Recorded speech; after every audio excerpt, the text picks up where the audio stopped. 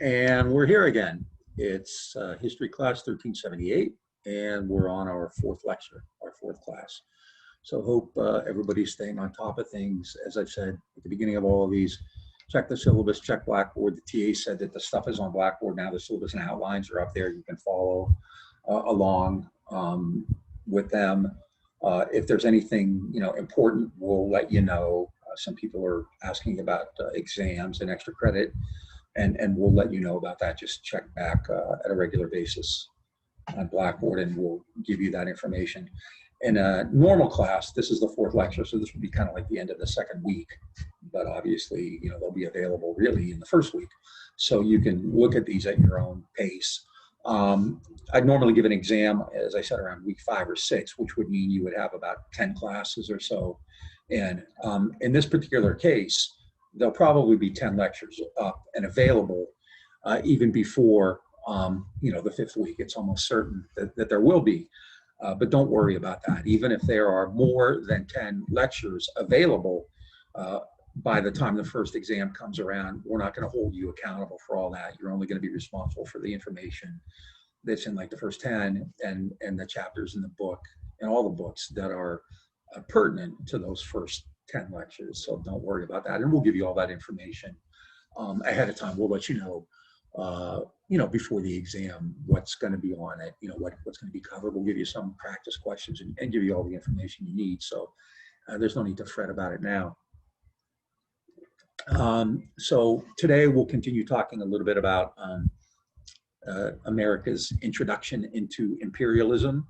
And then we'll talk a little bit about the progressive era, progressivism. And they're all kind of still following this theme that we've created from the aftermath of the Civil War, that, the Americans' economy especially, but the United States in general has had this major transformation. The way people live, the way people work. There's stuff in the book that I'm not talking about here, but it's really important. Like in the book, for instance, I talk a lot about urbanization. This is when you start to see people move to cities and you start to see huge cities emerge.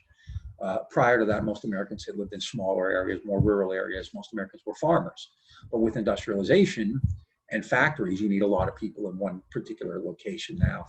So you have the creation of big cities, a significant number of big cities for the first time in U.S. history. So that's an important point, but I'm not really talking about it in these lectures. So there's a lot of stuff like that. So again, to stress, like I always do, read the book. It's really important to stay up on that. Also, before I forget, let me apologize. The audio on this isn't great. I have a really nice Yeti mic that's not working, so I need to either get that fixed or replaced or something. So I'm using the computer audio right now, but it's hearable. I think you can make it out. So sorry about that, and it should get better. So today we'll pick up by talking about American imperialism. And on the outlines, we started the other day, we actually finished with this period here.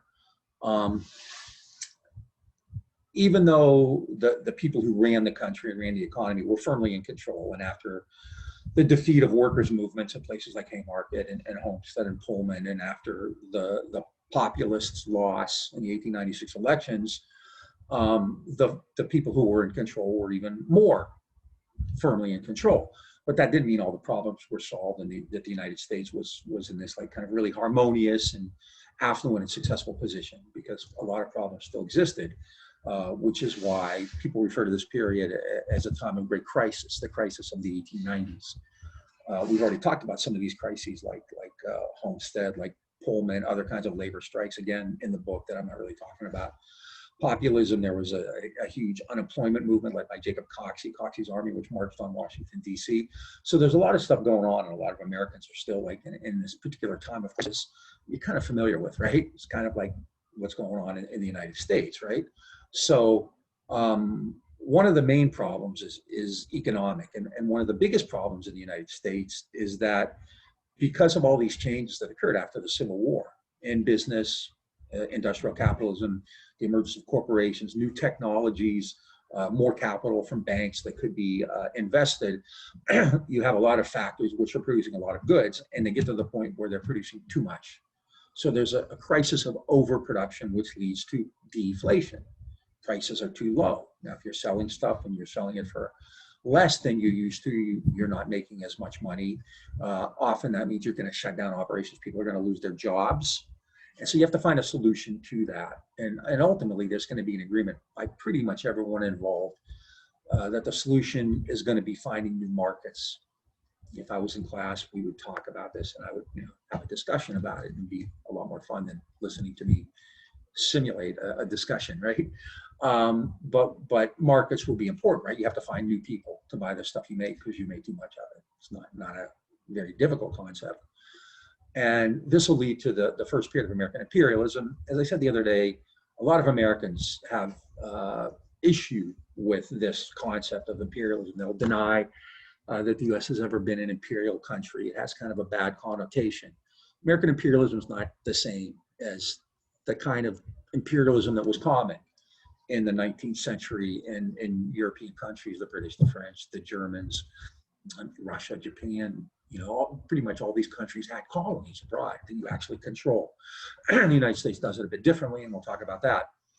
The first impetus, the first motivation for imperialism came with missionaries. People who went abroad to try to civilize or Christianize or save the souls of these people, generally who were not white. So they're going into places in Asia, in Africa, and in Latin America, where people don't look like people in the United States, right? And even if, like in Latin America, you certainly have a lot of Catholics, but that doesn't really matter. So these missionaries tend to be from these kind of Christian groups, kind of more, I don't know if you call them fundamentalists, but those kinds of Christian groups that would send missionaries abroad. Well, in a lot of instances, as these missionaries go abroad and go into these other countries, they find out that there's a lot of business to be done there. Most of these countries have a huge amount of raw materials, which are really important.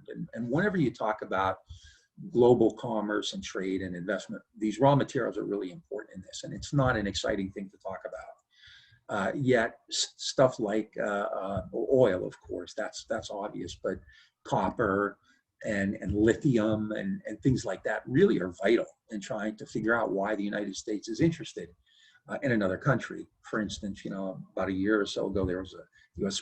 helped sponsor a coup in Bolivia to get rid of the government, and they claimed it was because they didn't have fair elections. But the reality is that Bolivia has a significant supply of lithium, which is really essential for cell phones and all kinds of cellular technology and things like that, right? So these kinds of raw materials are really crucial. Now, and that was clearly the case in the 1800s, not lithium and copper quite yet, but land especially, and raw materials like agrarian products. So missionaries are really important in this particular process. And the best example of that, one of the first places where the United States got involved was in Hawaii, right? Missionaries went to Hawaii in the early 1800s, early 19th century, to Christianize these people. Hawaiians were not, they were generally Asian, Polynesian. So these missionaries went there to bring them what they considered civilization, because these people were heathens, they weren't Christian. And they discovered that there was a lot of money to be made there. There was a lot of land where you could grow fruit and you could have sugar plantations. So pretty soon, the entire Hawaiian economy, well, virtually the entire Hawaiian economy is controlled by Americans. And Americans have invested heavily. These missionaries went there and they set up businesses as well. So by the mid-1800s, there's like $8 million of American money invested in Hawaii, which in the mid-1800s in a place like Hawaii is a significant amount of money. The United States essentially controlled Hawaii. Hawaiians, Native Hawaiians, worked on these plantations in really horrible conditions and really horrible circumstances. So they began to act out. They weren't happy about it. They began to protest. They began to, kind of, as the Americans saw it, cause trouble. And this became a bigger issue in the 1890s when Hawaii got a new leader, Queen Liliuokalani, I mentioned the other day, who wanted to kind of take back Hawaiian sovereignty. Remember when we talked about sovereignty with regard to the Native American tribes? Well, it's the same issue, right? When you are independent, when you are autonomous, you don't want other countries coming in and telling you what to do and running your country. And that's what was happening. So these Hawaiian nationalists, led by Liliuokalani, wanted Hawaii to regain control over its own political system, which was dominated by the Americans, and of course over its own economy. And the Americans obviously didn't think well of that. So in 1893, Marines went in and they overthrew the government. They got rid of Queen Liliuokalani. Luckily, it was a bloodless coup because the Hawaiians knew they couldn't, fight back. And then, as I think I mentioned the other day, they put in charge, Sanford Dole, and that he was the head of the Dole Fruit Company. So they're not even trying to fake it and make it look good, right? That this is about democracy and freedom and civil rights and all that kind of stuff, which is always the rhetoric behind it, right? We're going in there for humanitarian reasons, and we're going in there to save democracy, and we're going in there because these people are being oppressed and all that kind of thing. By putting Sanford Dole in charge, it's very clear why you're getting rid of the government in Hawaii.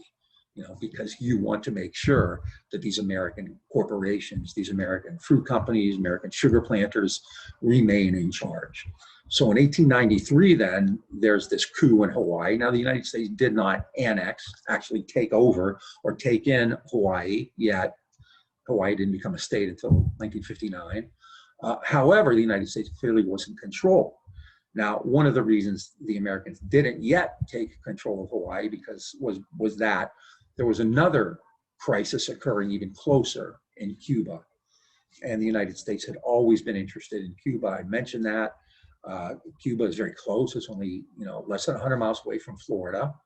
And it was a developed agricultural economy throughout the 1800s. So Southerners especially thought, if the United States could take over Cuba, you could have American plantations there and you can use slaves, which was really a big issue. So by the 1880s, American sugar and mining investors had put $50 million into Cuba, which is a significant amount of money.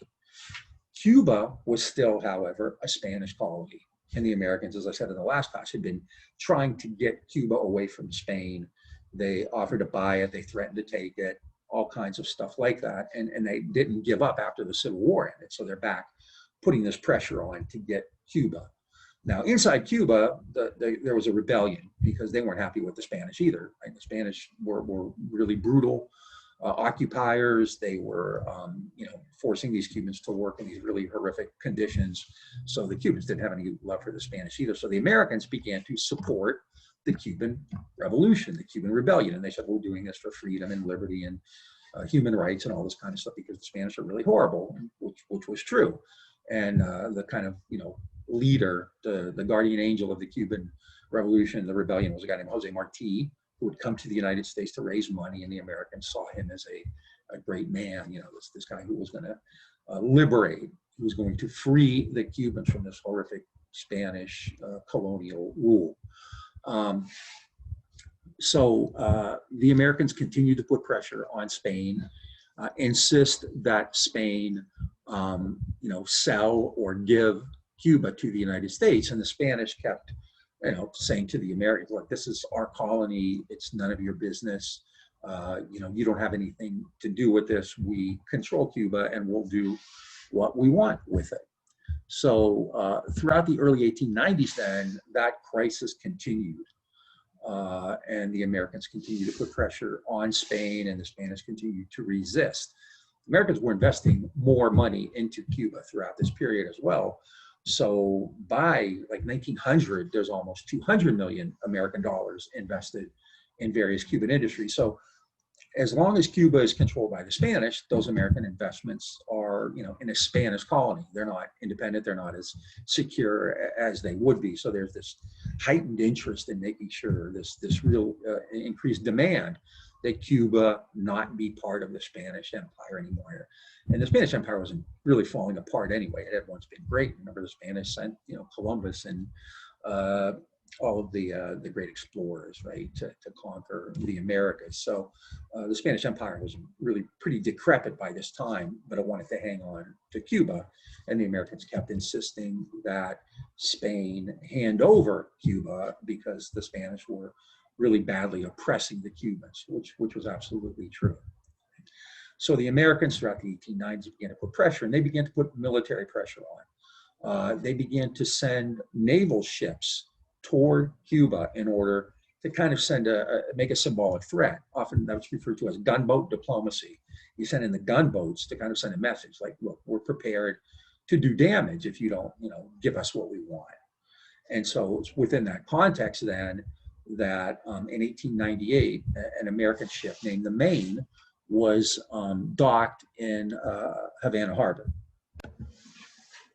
As the Maine was in the harbor, there was an explosion.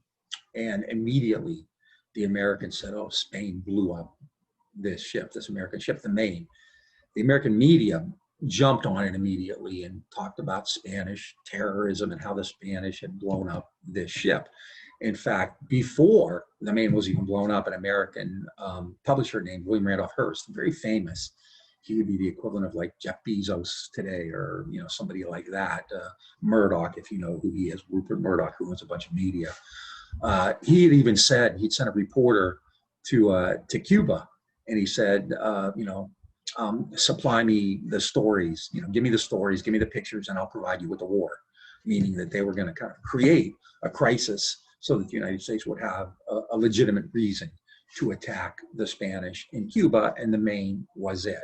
The Maine blew up, and McKinley in his memoir said he got on his knees and prayed, asked God what he should do, and God told him that he should invade Cuba in defense of free markets. I'm not making that up, right? That's what McKinley said, right? Because God believed that the United States needed to protect its investments in Cuba.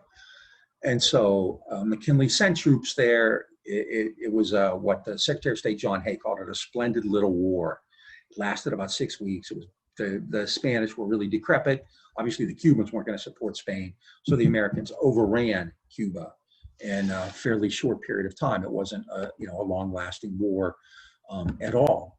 So both Hawaii and Cuba now are under American control, but things didn't stop there. Immediately after the United States had taken, had defeated the Spanish in Cuba, America sent a fleet to Manila in the Philippines. Right now, what do the Philippines have to do with any of this? Well, I said the Spanish Empire was, kind of falling apart. Spain essentially had 2 colonies left. Cuba was one of them, and the Philippines was the other. So based on this idea that the U.S. had to take over Cuba because the Spanish were so horrible and they wanted to defend Cuban democracy and defend human rights and have a humanitarian intervention, they were going to do the same in the Philippines. So this is the rhetoric behind it, the rationale behind it. Well, we want to help you, right? It's always based on that reason. We're here to help you. And so the United States went to the Philippines, and they also forced Spain out of there too. Now, that's not necessarily considered bad in Cuba or in the Philippines. They're glad that the Spanish are gone. However, they also believed that that would lead to their own sovereignty, their own independence. Their basic idea is, hey, it's great. The United States came in, they helped us get rid of the Spanish. They were really terrible. We appreciate what they did. Now we can go on and create our own independent countries. That didn't happen. Although the rhetoric, the reasons that the United States gave, if there had been like CNN and MSNBC and Fox News at the time, they'd be, talking about this with all kinds of experts and people like that about how the United States went in there to save the Cubans and save the Filipinos from this horrible Spanish oppressive regime, which was true. The reality was very different. The United States, once it got rid of Spain, didn't leave. So the Cubans and the Filipinos now are essentially under American control. The U.S. actually created military governments in both Cuba and the Philippines, right? Because American investment was so heavy now in Cuba, especially, it's up to like $200 million. The Philippines is also important because, and I didn't put a map up here, but you kind of know where it is, right? The United States is really interested in expanding into the Pacific, into Asia. The U.S., most of America's economic activity, America's economic relationships, American commerce, American trade occurs with Europe, which is across the Atlantic, right, on the eastern coast of the United States. So you go to the East Coast, and then you cross the ocean, and you're in Europe. The U.S. isn't as involved in the Pacific, and that's one of the reasons why getting things like California and Oregon and those Northwest territories are really important before the Civil War. So the United States, when time came, would be able to move abroad and go into the Pacific as well, especially into China. Well, at the time, ships, you didn't have nuclear ships. Ships were, fueled by coal. And so you needed places to stop along the way, kind of like gas stations, coaling stations. And so places like the Philippines and Hawaii also are really important. I mean, what's one of the most famous places in Hawaii? The one place in Hawaii everybody knows is Pearl Harbor. and Pearl Harbor was established as a coaling station. And so the United States, by taking over Cuba and the Philippines now, protects its investments and gets access to other places. It creates, it has investments in the Philippines and in Hawaii, but it also has coaling stations there. So all of this is part of this new imperial move. Now, the United States, because of this, retains control. Like I just said, it created military governments. The Cubans and the Filipinos weren't happy about that. So there was resistance. Even though, they were now liberated, they didn't see their situation, in the way they wanted to. The Americans, as far as they were concerned, were coming in and kind of doing what the Spanish had done. So there was continued resistance. In Cuba, it got to the point where the American Senate, the US Senate, passed a law called the Platt Amendment, which said that the United States had the right to militarily intervene in Cuba anytime it wanted to protect American interests. So this is like a denial of sovereignty, right? Cuba is obviously not a sovereign country. If the US Senate says that the Americans can go in anytime, and with hundreds of millions of dollars invested, it's clear what the Platt Amendment was designed to do. It was there to protect American investments. So if you want to know why Cuba and the United States don't get along, and why there's a constant problems between these two countries, it goes back. If you go to Cuba, I mean, everybody there is aware of the crisis of 1898 and the Spanish-American War and all that kind of stuff. The Philippines, the resistance was even more intense. The Filipinos began a resistance movement. There was a group in the Philippines, kind of like Martí was leading the resistance against the Spanish in Cuba. In the Philippines, a guy named Emilio Aguinaldo, who was very young at the time, led the resistance to the Spanish. When the Americans got rid of the Spanish, Aguinaldo continued fighting against the Americans. This is one of the least known American conflicts, really, in kind of in U.S. history. Beginning really right after 1898, the Filipino rebels led by Aguinaldo fought against American Marines. The U.S. began to send American troops into the Philippines to suppress this rebellion. It lasted almost 10 years, and 200,000 Filipinos and about 10,000 American soldiers were killed in it. So this is an image, this is a sketch of the American fleet just bombarding Manila Bay, destroying the Spanish there. And then these are images of the war itself, which the American media covered. And these are in like newspapers. These are Filipino soldiers who were killed by Marines. This is another image of Filipino rebels, soldiers, rebels, who were, in wheelbarrows, killed by the American Marines. Finally, after about almost a decade and 10,000 American Marines killed as well, American soldiers killed as well, the rebellion ended and the United States was in charge, but it retained control over the Philippines as an actual colony after that. So the United States now has control of Hawaii, Cuba, the Philippines, and also Puerto Rico and Guam. So the U.S. had its first colonies. Now, in some ways, like the Philippines was actually a formal colony, the rest weren't, but the U.S. controlled them. So in reality, they were. This is the emergence then, or the initial phase of what we refer to as the new empire, the American Empire. Now, there were a lot of people who were talking about it, a lot of people who wanted the U.S. to do this because, remember, there's overproduction, you need new markets. And as I said the other day, there were a great deal of people who were theorizing about this. People who said, like Josiah Strong was a minister who said the United States had to do this to save their souls. People like John Fiske and Brooks Adams believed in social Darwinism, that the U.S. was fit and it had to take over these other countries, the survival of the fittest. Alfred Thayer Mahan was an admiral in the Navy who believed that you had to have things like Hawaii and the Philippines report as coaling stations. Mahan clearly advocated that. He also believed that you needed to develop a big navy in order to protect commerce. That's why navies exist, to protect these ships that are going abroad and selling stuff and bringing stuff back. So navies exist to protect commerce. And then one of the most important people was Charles Conant, who talked about, and I mentioned this the other day, surplus capital. All of this American capitalism has created huge profits, and you have to keep reinvesting that. Well, with surplus production, with overproduction, there aren't as many places to invest, and so you have surplus capital. And so you need to find new places to invest. And Conant was a big advocate of doing this in Asia as well, right? So to kind of give you an example of what we're talking about in real terms here, and I'm just using two commodities, right? So why the United States had to find new markets: cotton production and prices. So in 1870, the United States produced a little over 4 million bales of cotton, and the price was 18 cents a pound. By 1882, it's producing 50% more, 6.9 million bales of cotton, but the price has gone down to 10 cents a pound. And by 1891, production goes way up again, but the price goes way down again. So as the amount of cotton produced increases and saturates the market, floods the market, the price goes down, which means you have to keep producing more cotton and making more cotton because it's at a lower price, which just makes the problem even worse.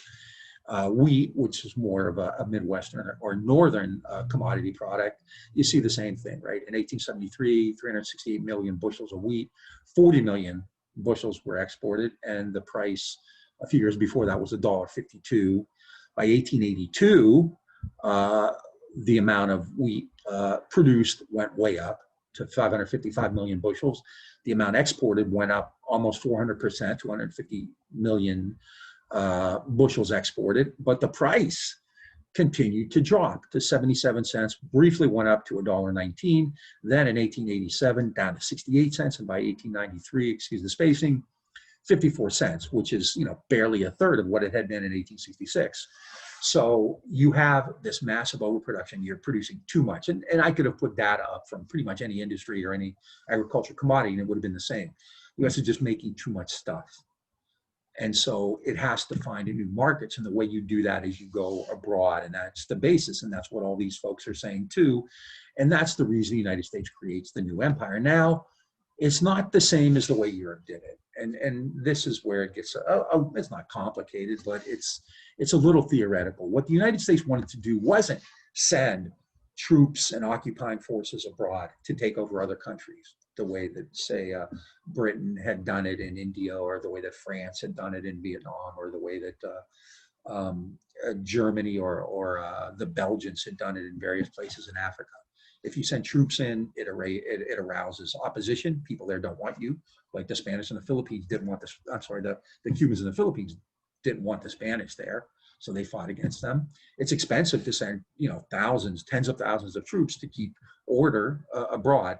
So what the United States wanted to do was to have control over these places without having to physically control these places with occupying forces and political administrators and things like that. So the United States wanted to create an open door for commerce. Now, what's that mean? It's, it's kind of a fancy phrase. Colonies were owned by a particular country, the home country, the mother country. And think of the British and America in the 1760s, right?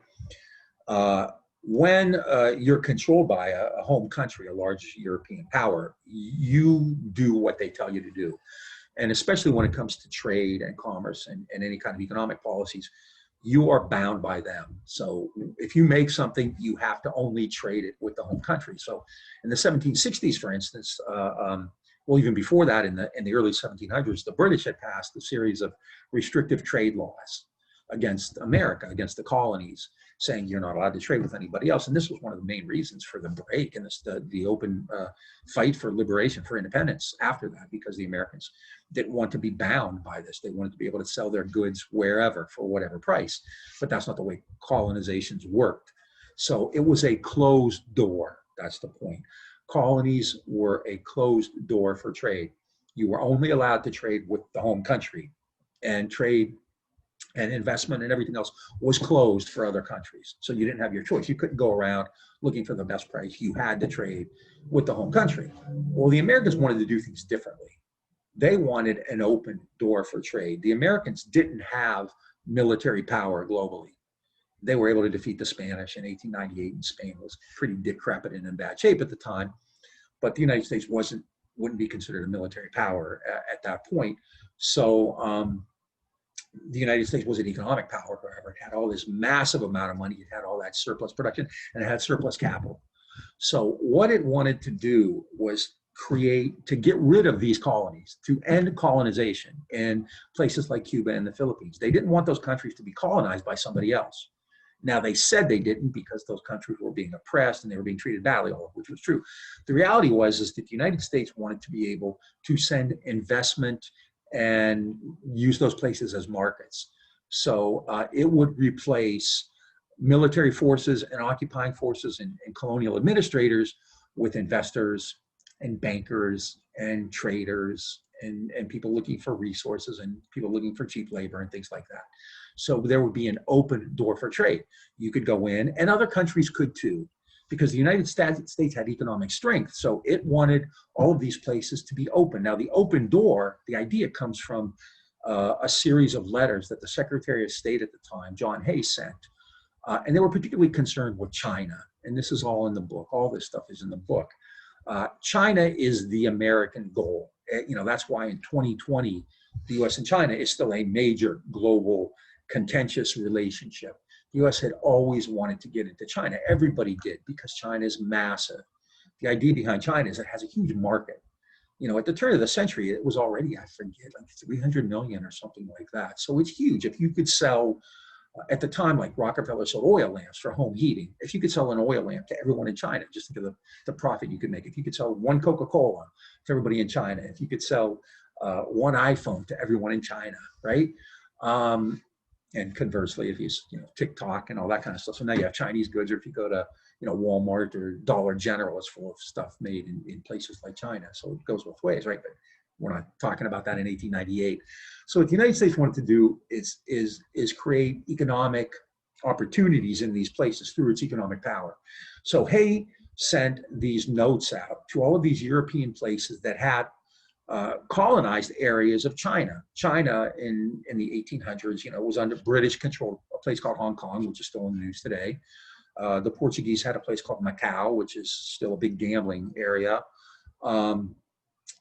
Russia and Japan had colonies, they had taken over territories in China at Sakhalin and Port Arthur. Germany had colonized an area called Kiachao, which now is known as Qingdao. And if you're familiar with it, Qingdao is the name of a beer. And one reason for that is because when Germany had control of it, German brewers came in and started making beer in Kiachao, which has become Qingdao. So that's the origin of Qingdao beer, right? You didn't think you'd learn that in history class, did you? So Hay sent a note to all these countries saying, we don't recognize your authority in these areas. We don't accept that you have control over Hong Kong, Macau, Port Arthur, Sakhalin, Kiachao, places like that. We believe there is an open door in all of these places, and American investors and American bankers and American traders have access to these places as much as you do. Now, the Europeans kind of laughed at that, right? Because there's no power behind it. It's simply a letter, which they didn't have any force behind it. But the idea was set. And the reason I'm talking about this is because throughout the 20th century, this is going to be kind of the basis of America going abroad and becoming the biggest empire in the world, especially after World War II.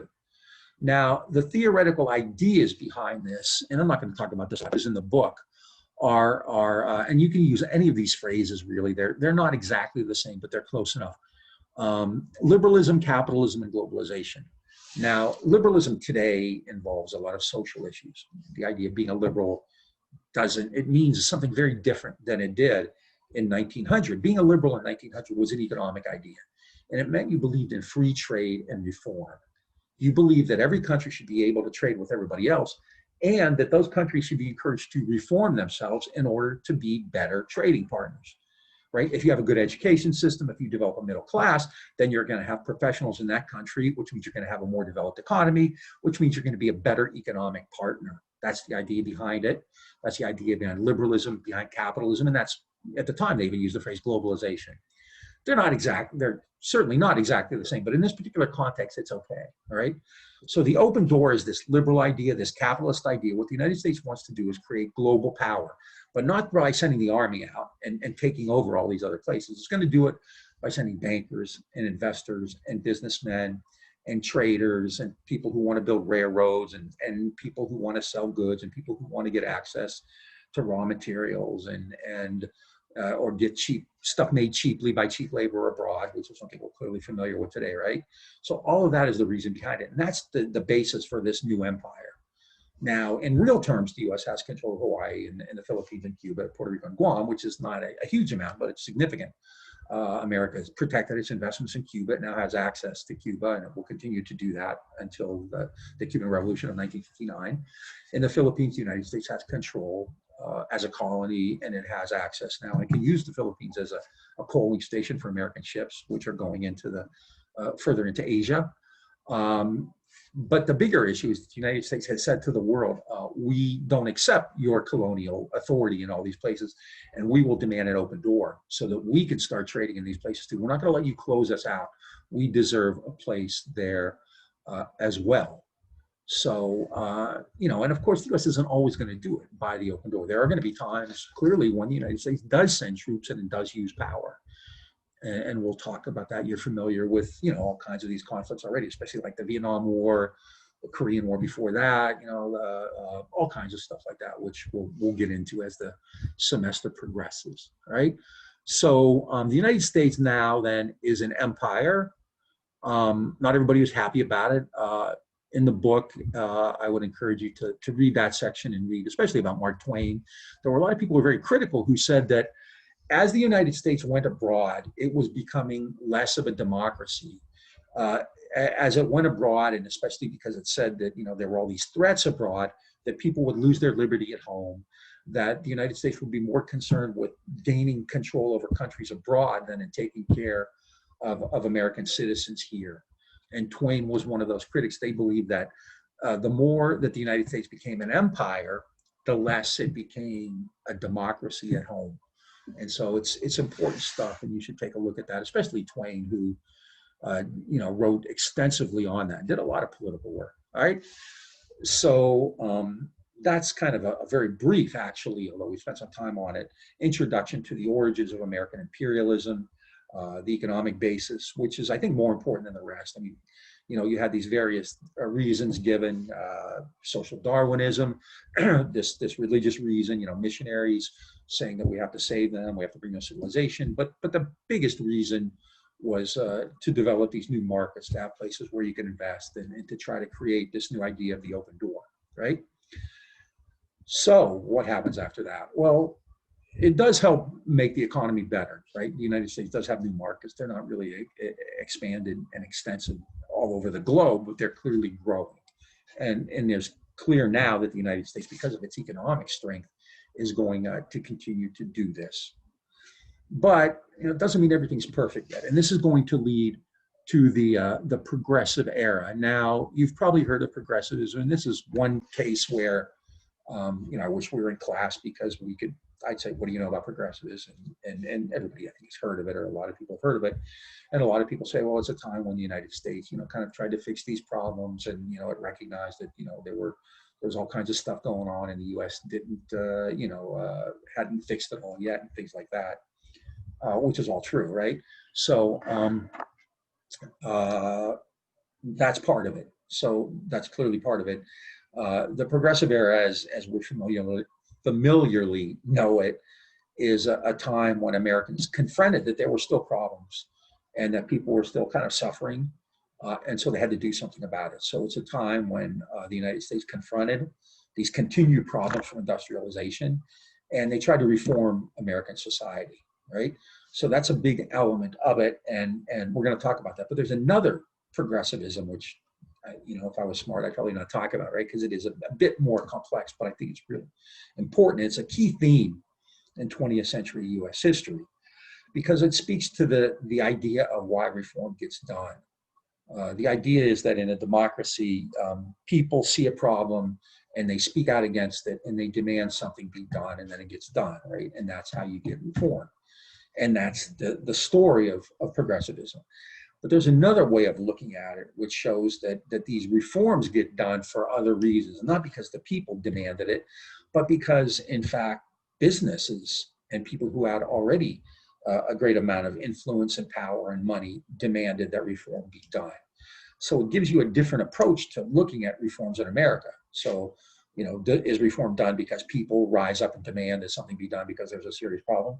Or does reform get done when businesses realize it's in their interests to have changes in the law or changes in social conditions or something like that, right? So we're going to talk about that now, right? So it's response to industrialization and a call for reform. So the idea of progressivism that most people know about it refers to these ideas of social justice and an idea called muckraking. And in class, I'd say, has anybody ever heard of muckraking? And generally, there are people in there who do. Muckraking is actually a term that was created as an insult by Teddy Roosevelt.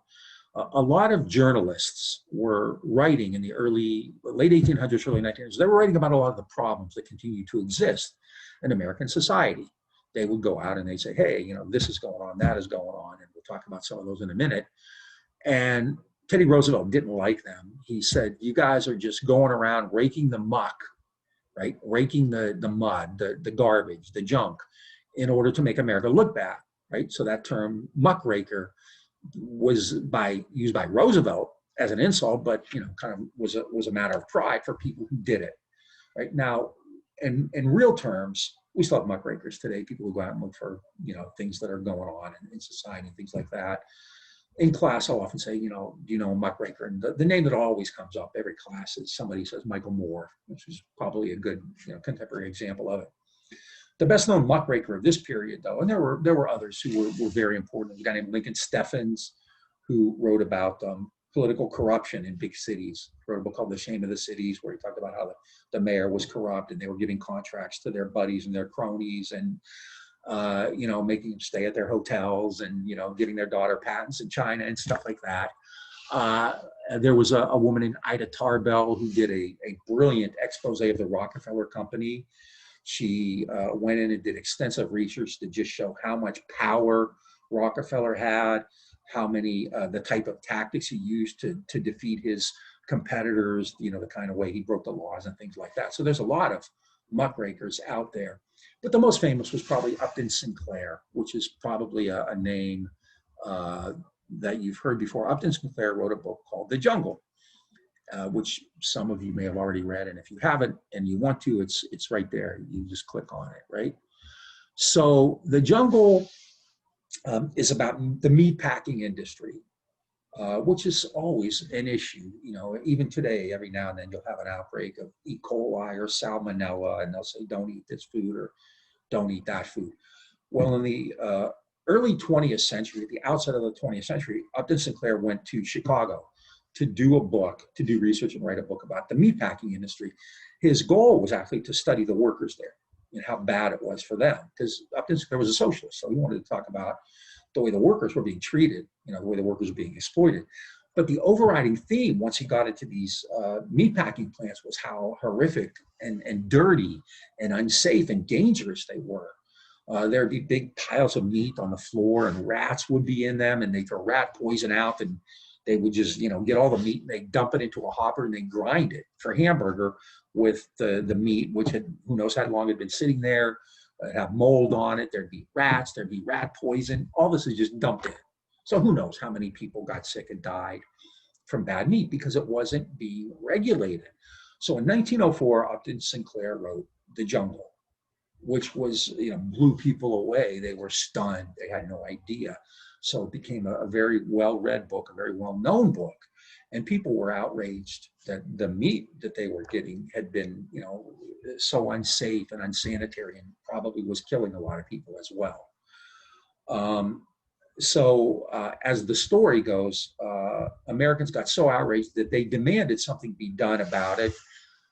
Congress listened to these people complaining, and so they passed the Pure Food and Drug Act and the Meat Inspection Act. So these are directly connected to Upton Sinclair and The Jungle. Americans saw, they were alerted to this problem by this muckraker, Upton Sinclair. They were outraged and disgusted by it. They demanded something be done.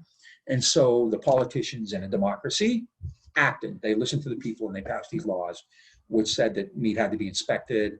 You couldn't, you had to have certain standards. If meat was, had green mold on it, you couldn't put it in the hoppers. You couldn't have rat poison in the meat, that kind of stuff, right? So this is the usual description of progressivism. It's that people pointed out these problems that still existed, and there was an outrage, and the politicians responded and passed laws to make it better. It's reform, right? And this also happened on issues like child labor and sweatshops.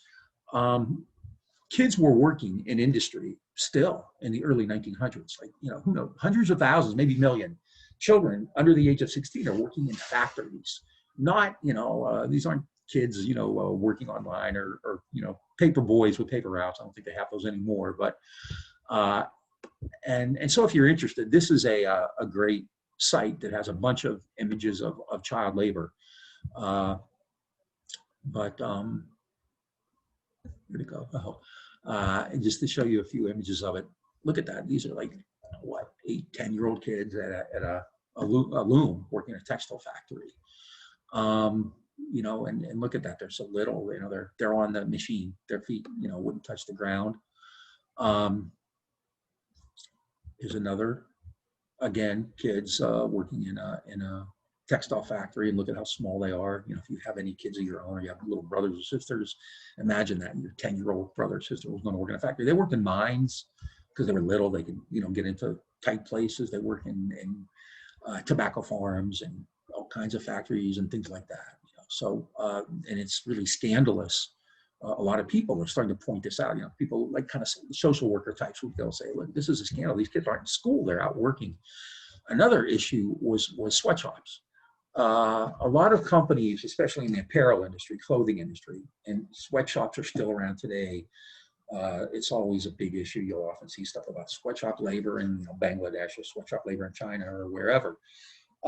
Companies would often rent out the entire floor of a building, and they would create a sweatshop. They would put a bunch of sewing machines in there, and they would bring in especially a lot of young women to work at them because they were paid less. And they were kept in there. Doors were often locked, windows were often shut. It's a sweatshop, it's brutally hot, and they aren't allowed to leave. So these are really horrible working conditions. There's a photo of a sweatshop. There's an image of a sweatshop right there. You can see that they're, hunched over, working in these sewing machines for, 10, 12 hours a day. It's, literally backbreaking work, very, very bad for your health. Very dangerous. It's hot. There's no ventilation. You have the bosses, over your shoulder the whole time. Here's another image of a sweatshop. This is a smaller one. You can kind of see what's going on there. They're making clothing. The most famous sweatshop, which really created a national uproar, was at the Triangle Shirtwaist Factory. In 1913, Triangle Shirtwaist Factory had taken over the entire top floor of a building. And they had 113 young women working there, making shirts, right? A fire broke out. The doors and windows were locked, so they couldn't leave. And many of them jumped out of the windows to their death. Everyone died in the Triangle Shirtwaist fire. The fire trucks were called, but their ladders wouldn't even reach the top floor of the Triangle Shirtwaist Factory. So everyone in the factory or in that sweatshop was killed. It was a national uproar. And so just like with child labor, people started to point out these horrific conditions, these muckrakers, these activists, and we've got to do something about this. So during this progressive period, you got laws passed about child labor, outlawing child labor, outlawing sweatshops, or at least putting laws into effect that wouldn't allow you to have the kind of conditions that exist at a Triangle. Oh, also a Triangle, it's worth noting that the families of all of the young women who were killed were given $75. However, Triangle got $60,000 on their insurance policy.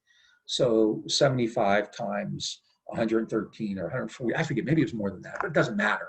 You're looking at the families, they gave out like $10,000, less than $10,000 to the families of the people killed, and Triangle got $60,000 from their insurance company. So they made, at least $50,000 off of this horrific, brutal, crime, right? So this stuff is going on all over, and a lot of people are pointing it out. And I have some stuff here. Woody Guthrie wrote a song about an episode like this in 1913. A group of workers at a place called the Italian Hall in Michigan. They were having a Christmas Eve party. A bunch of people went in there and locked the doors and yelled fire, and there was a stampede, and a bunch of people got killed. The 1913 massacre. There was a strike in Lawrence, Massachusetts, the Bread and Roses strike. So a lot of stuff is going on. So this idea of social justice, spurred on by muckrakers and activists and others, is very important. And that's kind of how we see progressivism, right? It's the idea that we have to have social justice. We have to create a better society. This industrial era has created a lot of problems. We have sweatshops, we have child labor, we have this meat that's just absolutely disgusting. We have corruption, we have people like Rockefeller who are just kind of steamrolling their competition, doing all kinds of illegal stuff and paying off politicians and things like that. So a lot of people get outraged, right? So, and laws are passed. You have the Pure Food and Drug Act, the Meat Inspection Act, child labor laws are passed. Labor laws regarding women's work is passed. There are laws put into place that women are only can only be forced to work, like 10 hours a day or 8 hours a day. There's still not a national 8-hour workday. Laws into effect on, trying to put health standards, safety standards into workplaces like sweatshops. So there is this demand then that something be done, right? And that's kind of how we look at progressivism. It's also about social equality. There are ideas, and it's in art. People start to paint more realistic depictions of society. People start to write novels about how life really is rather than just kind of romantic fantasy novels. Law changes, just as an example of that, in the progressive era, a young kid was caught stealing wood for fuel to bring home. Now, normally, the kid would probably go to juvenile detention or something like that. But the judge asked the kid why he stole the wood, and he said that he just explained that his mother was really sick, dying, and his father was working 2 jobs, and they didn't have any. It was cold, it was winter, and they were freezing, so the kid stole the wood. And so the judge, instead of sending the kid to juvie, said you have to go to school, you have to learn to read and write. And so, in some instances of the law, there was this shift as well. That we needed to be more pragmatic. We needed to think about how these conditions actually affected people, right? Whether they be mandatory legal codes or whether it be child labor or bad meat or whatever, right? Another important aspect of the progressive era, was women's movement.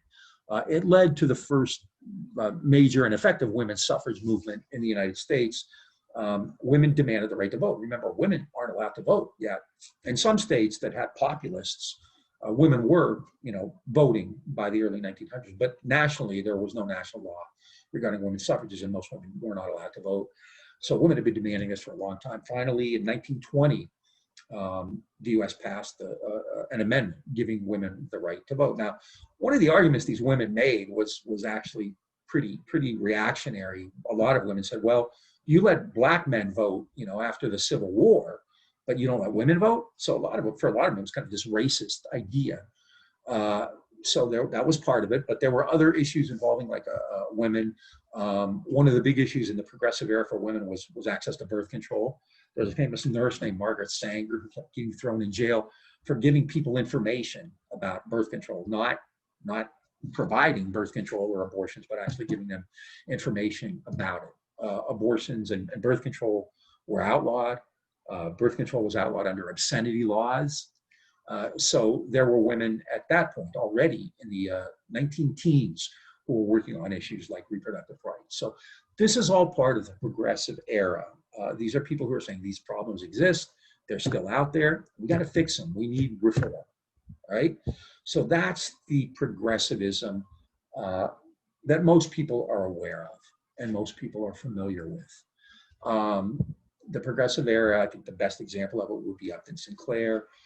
People saw that there was this horrific situation in the meat industry. People were getting sick.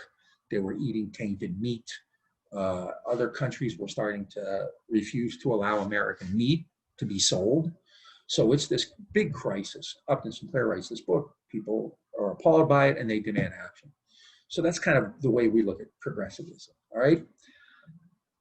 And that's correct. And I could stop here, which probably most people would do, but I think it's important to go beyond that and talk about another aspect of it, which isn't really covered that much, because when we talk about reform in America, when we talk about the impact that people have by, signing petitions and, having protests and all that kind of stuff, it's not as simple as we would make it out to be. You sign a petition, you write a letter to your congressman, and boom, everything is taken care of. It doesn't always work quite that way. So there's another progressivism. I say the other progressives. There are progressives who actually have influence and power and money, all right? So the idea of progressive implies progress, right? So if I'd say, what is a progressive? You would probably, say, if we were in class, people would say, oh, it's somebody who wants progress, somebody who wants changes, somebody who believes, maybe a higher minimum wage, or somebody who wants to make life better for workers, or make life better for immigrants, or, create equal pay for women, or, end kind of racial inequality in policing, stuff like that. If I were to say, what's a progressive, you would say those kinds of things, because that's what I always get in class every time I do this, and I have, people weigh in on it. That's what they say, and that's all true. But there's also a conservative progressivism. Now that doesn't make sense, does it? Conservatives and progressives are very opposite. Well, if you look at progressivism as the idea that you need to reform things because they're not working well, then conservatives actually are a part of it. Now, some people came up with a name to describe this. They called it corporate liberalism. And kind of like, conservative progressive, that seems contradictory. Corporations are not liberal. Corporations are very conservative. Liberalism means you want to change things, you want to reform things. Corporations have all this power and domination. And so why would they be liberal? Well, there are times when corporations understand that things aren't working well. Now, corporations want power, they want control, they want higher profits, they want to make more money, they want to sell more stuff, they want to find new markets, they want to do all that. They want to find new investment, they want their stocks to go up, they want all that. But they also want stability, and that's really important, and I think sometimes we lose sight of that because often, and economics in 2020 aren't like they were in 1920. But in the early 1900s, this idea is really important. Because conservatives, just like progressives, just like muckrakers, just like social workers or activists, saw that there were problems out there. So even though people like Upton Sinclair and Ida Tarbell would probably call themselves, Sinclair certainly would call himself a socialist, and I think Ida Tarbell did too. Helen Keller was a socialist. All of these people called themselves progressives, but Andrew Carnegie called himself a progressive. Theodore Roosevelt called himself a progressive. William Howard Taft called himself a progressive. So people who were very wealthy, very powerful, Roosevelt and Taft became president, they were businessmen, also called themselves progressives. Why? Because they too said, we need to fix American society. It's not working that well, right? Now, they didn't necessarily think that the people had to be given equality or, given great wages or anything like that, but they wanted stability. And if you have a situation in which, 8-year-old children are working in factories, and you have these fires in sweatshops where people are getting killed, and, people are in an uproar, because they can't eat the meat, which means they're going to quit buying the meat, which is going to be bad for business, then you need stability. You can't have that, right? Or with workers, right? We talked about the wave of strikes in the 1880s. That continued. It wasn't like those strikes ended after Pullman. Those are still going on. And so the idea is, well, we can send the National Guard out. We can send the military out. We can send the police out. We can crush these soldiers anytime we want. And, one of the real lessons of this period after the Civil War is that these police and militias and everybody else will destroy, the people who get in the way of these ruling class interests. We saw that picture of all the soldiers on the train at Pullman protecting the train from the guys who were striking, right? So, there's no doubt that if they want to, they can just crush anybody who causes problems.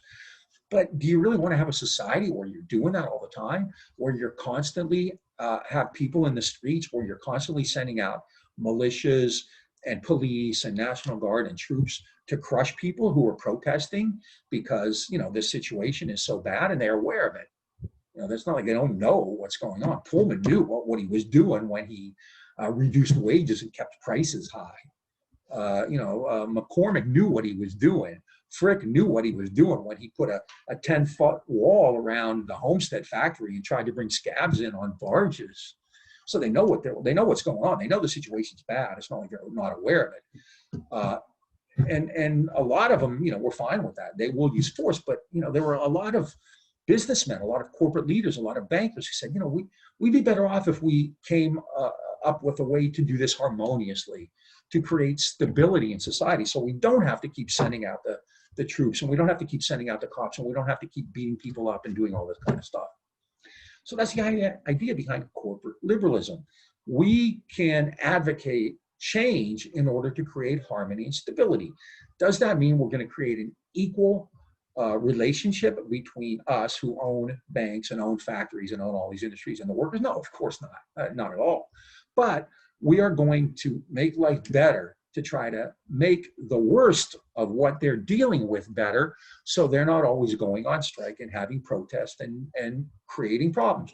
I mean, when people are out on strike and you're sending the militia and the troops out into the streets to fight them, you're not getting stuff done. Business is suffering as a result of that, right? So you're losing money. So the idea there is we can advocate for reform too. And so you have conservative reform. Now, the two links up here are to more recent issues to just kind of give an example of that. And I'm not going to spend much time talking about them.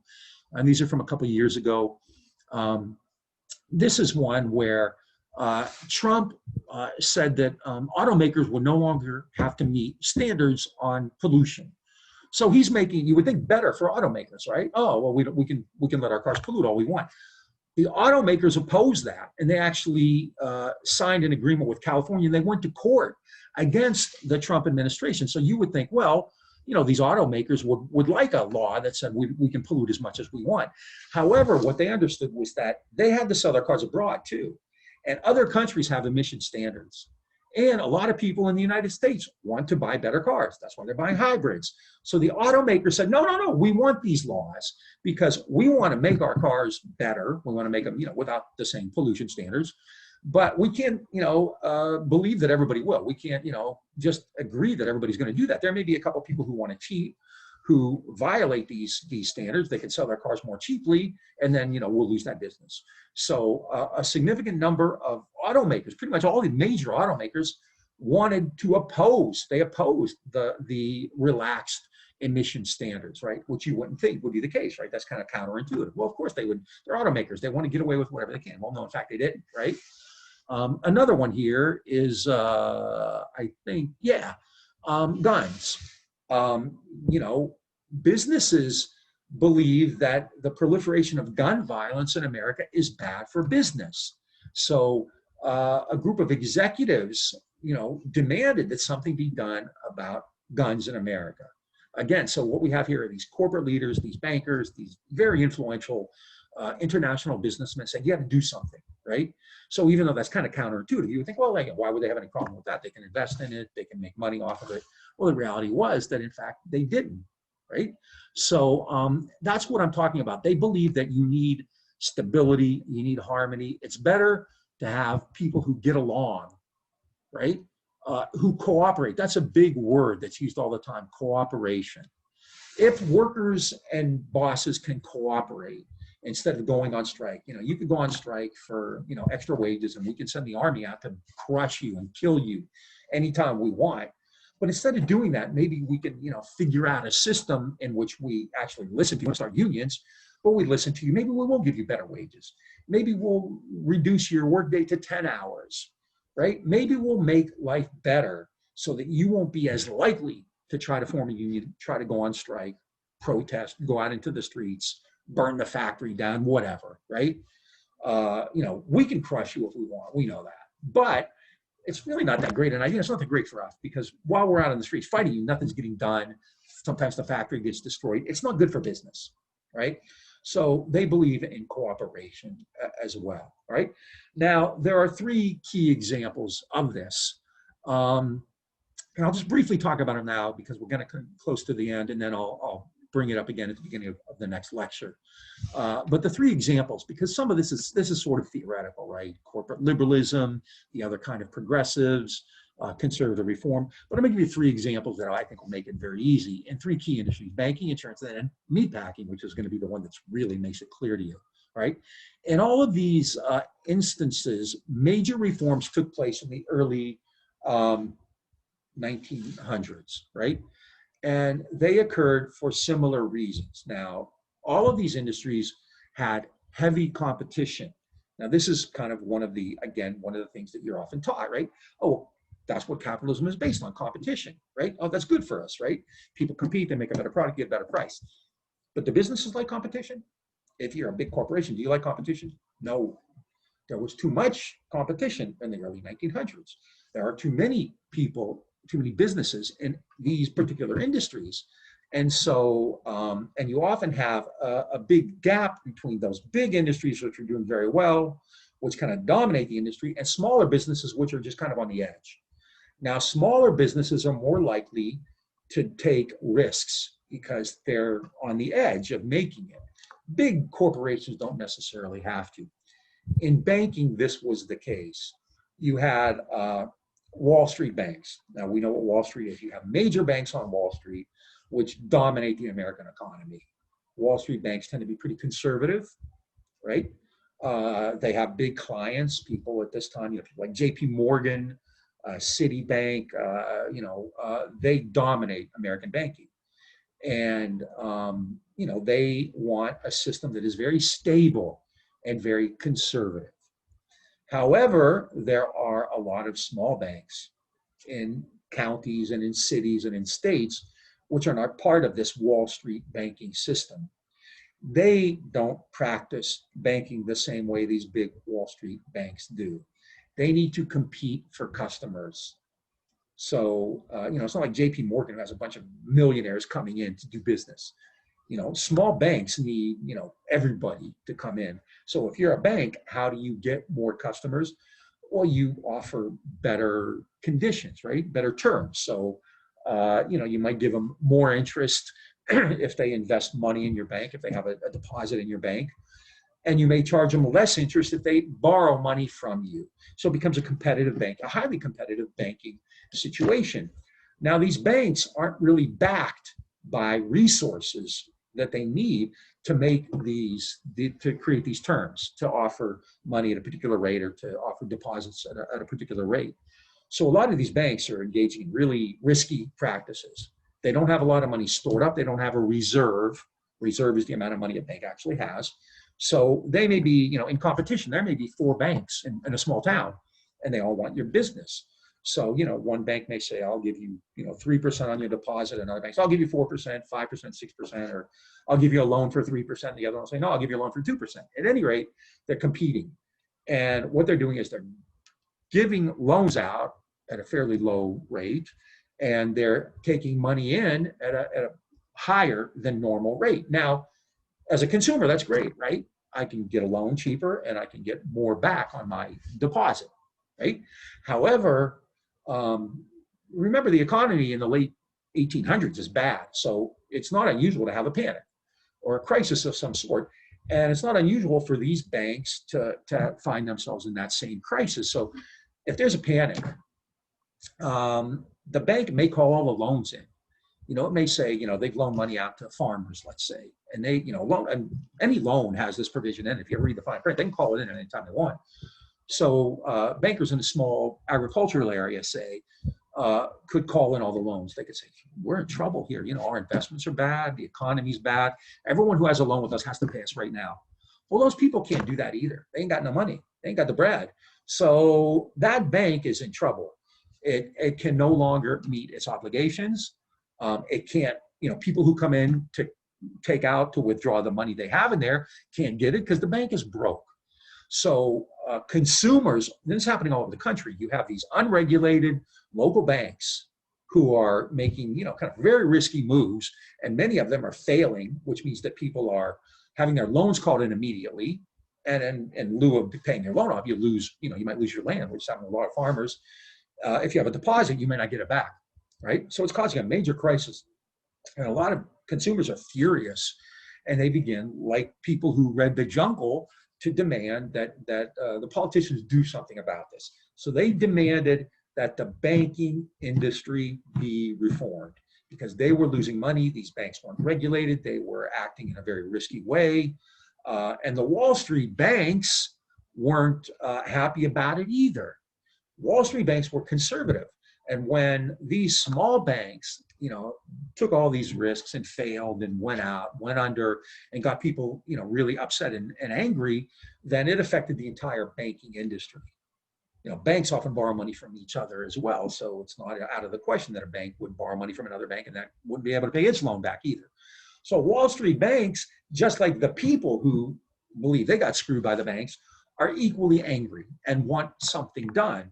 So on one hand, you have this demand from Congress, you got to do something about banking. But on the other hand, Wall Street bankers are making the same demand. You got to do something, all right?